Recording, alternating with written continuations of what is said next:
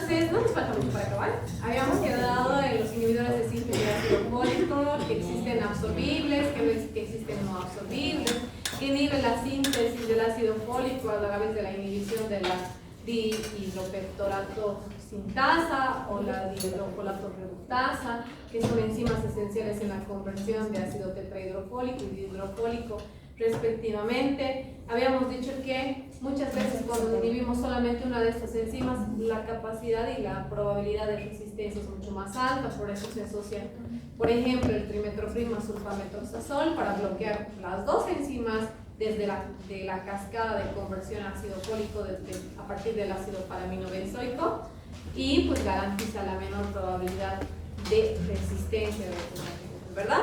Habíamos mencionado también que dentro de los tópicos existen este tipo de presentaciones como la sulfacetamina 10%, que me sirve y tiene espectro para clamidia, trachomatis, y se puede utilizar al 10% por vía oftálmica, esta solución oftálmica al 10%, para tratar una de las complicaciones no tan usuales, pero que sí es posible darse cuando estamos hablando de este tipo de infección. ¿Listo? Mitoclásico tracoma ocular. ¿Listo? A nivel tópico también se encuentra uno de los más utilizados en pacientes que sufren quemaduras, incluso de primer grado, porque si se fijan bien, el quemacuram del laboratorio Cinti no solamente tiene la sulfadiazina argéntica, sino que está asociado a la lidocaína, y la lidocaína es un anestésico, ¿verdad? Tiene lidocaína que va a producir una disminución del dolor, una anestesia local, y aparte con la sulfadiazina argéntica pues disminuye la probabilidad de que por esa vía o puerta de entrada, que puede ser una puerta de entrada para microbios y que pueda producir una diseminación, pues se prolifere, ¿verdad? Incluso, como les digo, de quemaduras de primera generación, o las quemaduras más graves de segunda o tercera etapa. ¿Listo?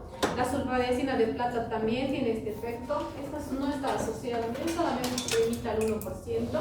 No están disponibles estas sulfadiazinas, ni la sulfadiazina argénica, ni la de plata por vía oral, pues, por los efectos adversos que se presentan. Y eso es lo que más me da miedo de los inhibidores de la síntesis de ácido fólico, porque pueden producir reacciones eritematosas severas, sistémicas y generalizadas, que pueden hacer incluso llevar a un síndrome de Stevens-Johnson, ¿no? Obviamente en este caso hay que descontinuar el fármaco. Los efectos adversos más usuales están relacionadas a erupciones eritematosas localizadas, principalmente en tórax y extremidades, que no se extienden ya cara y tercio inferior. Cuando se extiende, ya sospecho de un pseudolupus o síndrome de Stevens-Johnson, que eso sí hay que tener bastante cuidado porque puede llegar a ser mortal. ¿Listo? Estas reacciones eritematosas, especialmente cuando estamos en fase descamativa, suelen ser demasiado pruríticas, se producen muchos escozores del paciente. Entonces, un antihistamínico coadyuva mucho en el manejo de estas molestias. ¿Listo?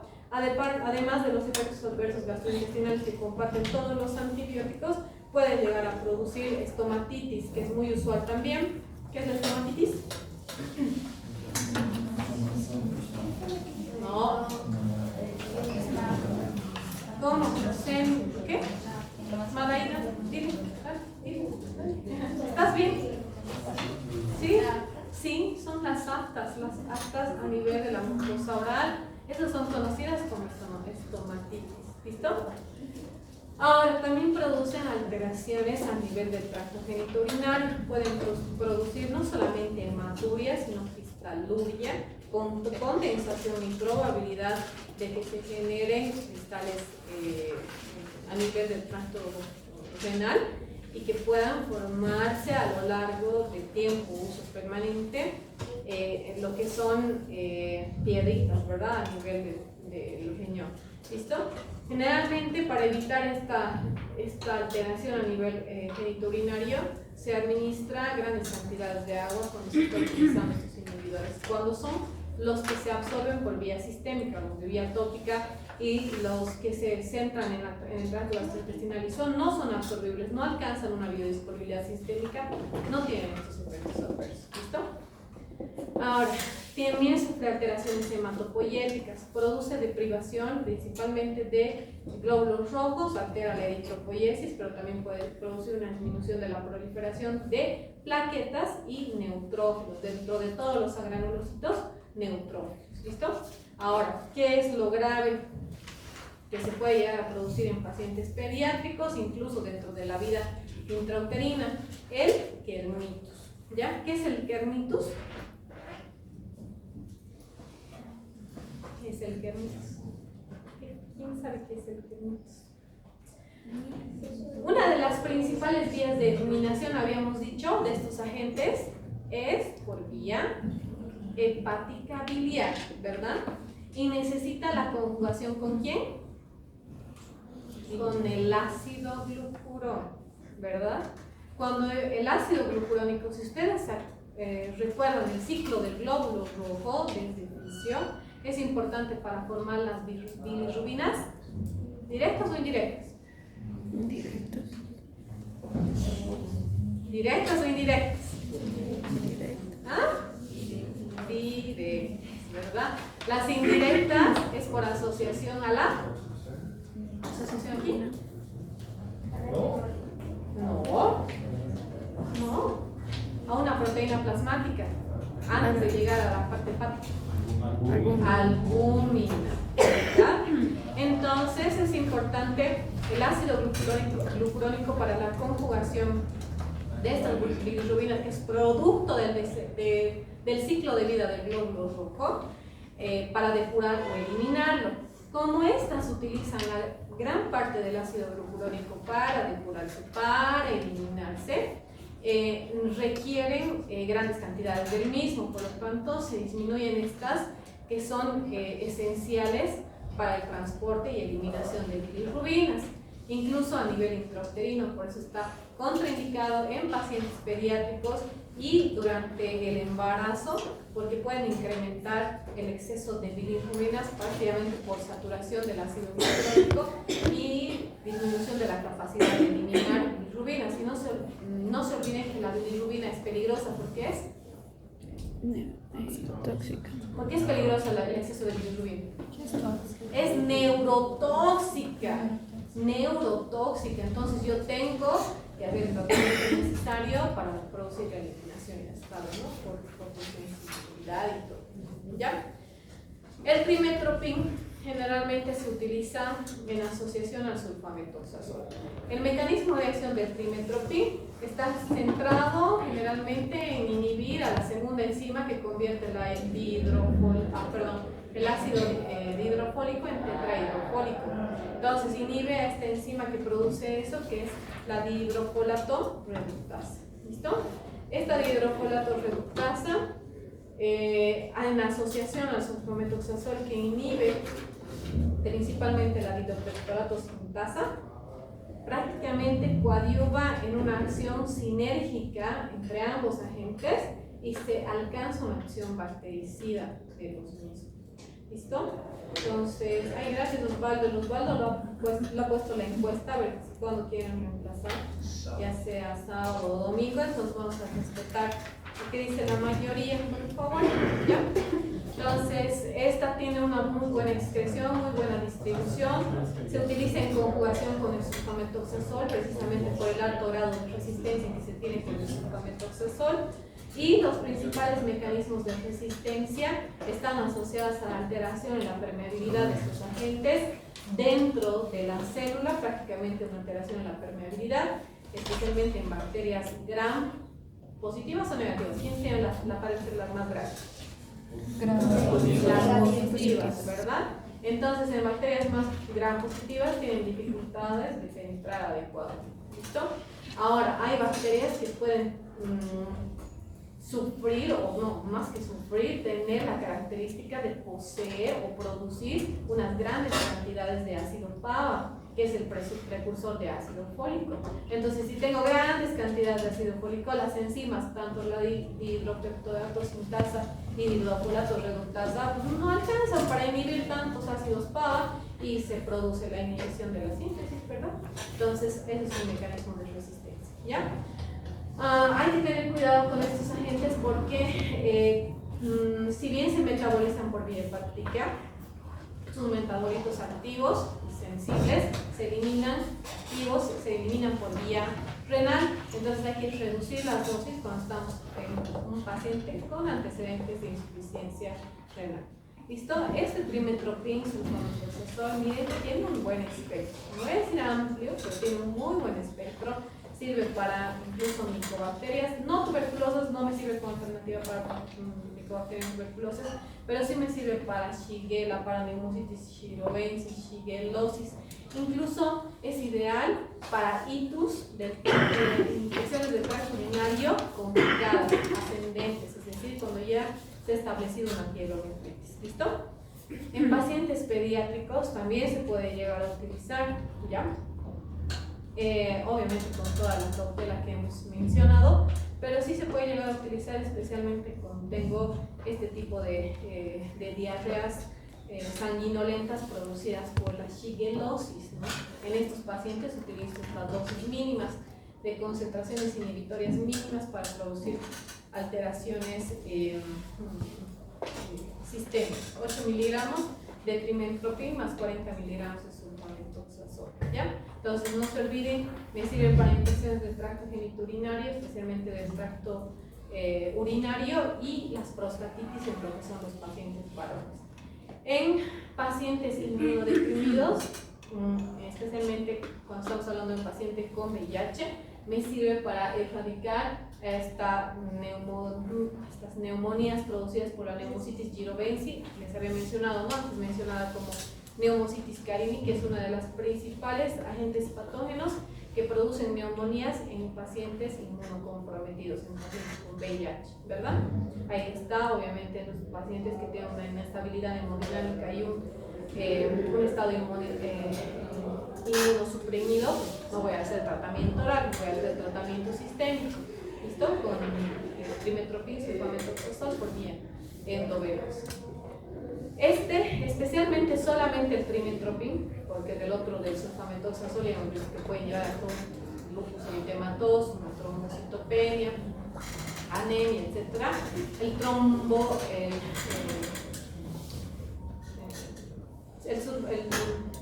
trimetropin, tiene alteraciones principalmente a nivel hematológico, ¿listo? Especialmente puede producir una agranulocitosis, no solamente neutropenias como el sulfamethoxazol, esta te disminuye neutrófilos, eosinófilos y basófilos y también te lleva a una disminución de lo que son los glóbulos rojos. Entonces hay que tener mucho cuidado, especialmente en el paciente inmunocomprometido.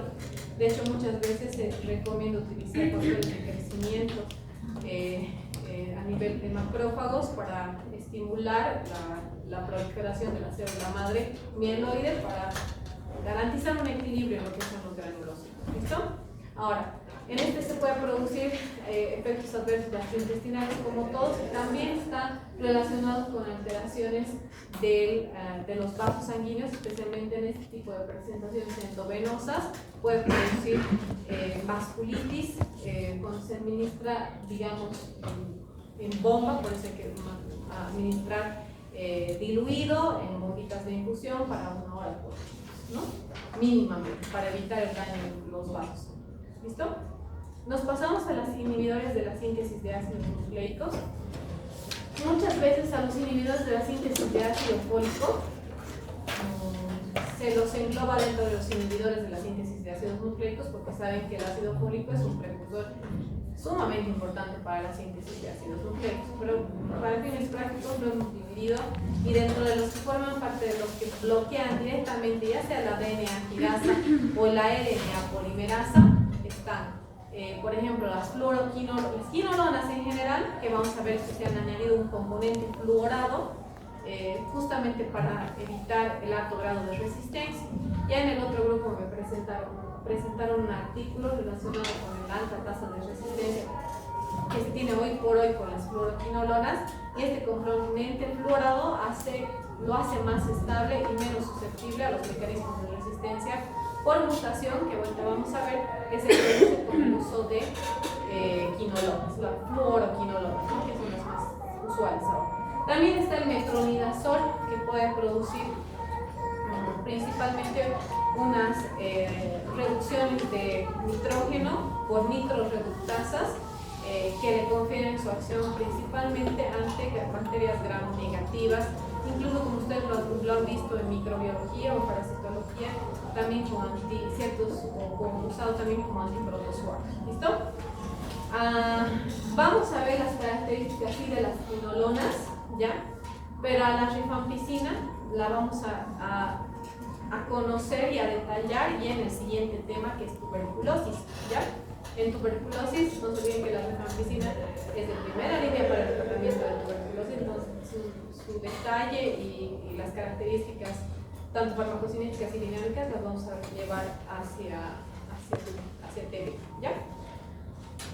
Las fluoroquinolonas, su mecanismo de acción radica principalmente en la inhibición de la ADN. ¿Cómo lo hace? En inhibir a dos topoisomerasas que prácticamente facilitan este proceso helicoidal del ADN en la formación de lo que es el ADN quirasa.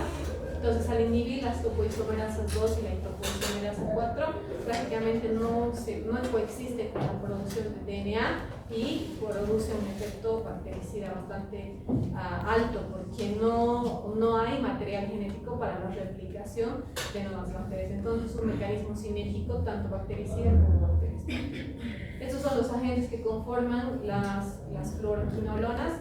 Miren, no todas tienen una biodisponibilidad alta. De hecho, las que tienen biodisponibilidad alta, como la levofloxacina y la ofloxacina, que tienen una biodisponibilidad más allá del 95%, son las que las vamos a ver y reservar su uso para pacientes con TB multiresistente, que es el siguiente tema que vamos a ver. Entonces, tiene un muy buen espectro de acción. Lo malo es que se hace un uso indiscriminado, especialmente de la ciprofloxacina, que es uno de los más accesibles económicamente hablando de este grupo, ya, porque los otros son un tanto más caritos, y pues como tiene espectro tanto infecciones para el tracto respiratorio, especialmente para el tracto genitourinario, pues muchas veces se hace el tratamiento inadecuado o un uso indiscriminado de estos agentes, ¿no? Miren, me sirve especialmente para bacterias gram negativas, incluso me sirve para bacterias atípicas, incluyendo legionela, incluyendo mycoplasma, incluyendo clamidia. ¿Listo? Al igual que las tetraciclinas, estas fluoroquinolonas no van a producir quelación de metales pesados, pero sí su absorción se altera demasiado. De hecho, se reduce más del 60% cuando yo administro conjuntamente con suplementos de hierro, con leche o sus derivados, o con algún agente que me pueda producir una disminución de pH, ¿ya? Ya sean antiácidos, como ustedes ven en pantalla, ya es. Ya, voy a terminar esto, no me falta mucho, ¿ya? Entonces, los antiácidos. No tenemos que confundir lo que son antiácidos, antisecretores gástricos y protectores gástricos. Los antiácidos son bases que van a más o menos equilibrar el ácido que se produce en una hipersecreción gástrica, ¿no? El hidróxido de magnesio, el hidróxido de aluminio son antiácidos. En cambio, los antisecretores gástricos son agentes que evitan la producción de ácido clorhídrico, como los inhibidores de la bomba de protones, como los antagonistas de los receptores H2, ¿verdad?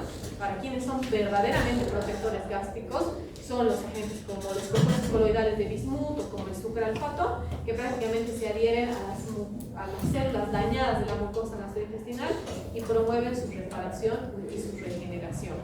Sus principales mecanismos de resistencia es mediada por plásmidos que generan mutaciones, especialmente en el sitio receptor del quinolo. ¿Listo?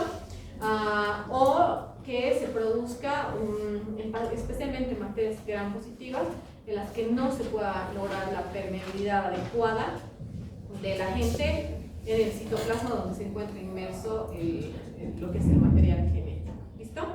Estas fluoroquinolonas se ha visto que en asociación a la rifampicina, por ejemplo, que no es ideal, porque a la rifampicina hay que tener el respeto y cuidado, porque es uno de los fármacos de primera línea para el tratamiento de tuberculosis, pero se ha demostrado que la asociación de las fluoroquinolonas con la rifampicina disminuyen la acción mediada por plásmidos y su principal mecanismo de resistencia, ¿no? Alteración de los receptores de estos. ¿Listo? La ciprofloxacina se puede utilizar especialmente para shigellosis, para salmonelosis y también para infecciones del tracto urinario. No complicadas, no ascendentes. Para eso me sirve el trimethoprim, sulfamethoxazol, que me sirve para pielonefritis. Ya la levofloxacina es un agente de una excelente biodisponibilidad, con excelente acción para Mycobacterium tuberculosis, por eso es clasificado dentro de la clase A. Eso sí les voy a pedir. Como ustedes van a tener un poquito más de tiempo, ya les he pasado los manuales, ¿verdad? Entonces les voy a pasar, me van a hacer un poquito menos, recuerdo, un audio donde les voy a decir específicamente qué partes quiero que repasen de ese manual, porque lógicamente es muy amplio ese manual, entonces sería muy lapidario pedirse que se memoricen todo el manual. Entonces hay partes específicas que yo quiero y necesito que sepan para su guía práctica y también para ustedes. ¿Listo? Entonces la levofloxacina es un inhibidor, es un agente muy utilizado para la tuberculosis multiresistente, pero sirve para varias otras cosas. Incluso se ha demostrado que disminuye los grados de exacerbación de los pacientes con enfermedad pulmonar obstructiva crónica. Se puede utilizar para infecciones del tracto genitourinario, se puede utilizar para infecciones de piel y tejidos blandos. Entonces tiene un buen espectro. Lo malo son la probabilidad de infección y sus efectos adversos. De hecho, al igual que las tetraciclinas, estas se ha demostrado que pueden llegar a producir una alteración, no todas ya, pero pueden llegar a producir una alteración del cartílago de crecimiento. Por eso su uso debería estar relegado en pacientes menores de 18 años, ya, porque estamos en una etapa de crecimiento crucial, tanto en la etapa de niñez como en la etapa de adolescencia. ¿Ya? Estos fluoroquinolonas manifiestan muchos efectos adversos a nivel musculoesquelético. Manifiestan neuropatías periféricas, calambres, adormecimientos, hormigueos. ¿Ya? Me preocupo cuando hay alteración hepática preexistente porque puede llevar a una insuficiencia hepática en los pacientes que ya tienen alteración. ¿Listo? Y bueno, los efectos adversos gastrointestinales normales. ¿Listo? Que conocemos.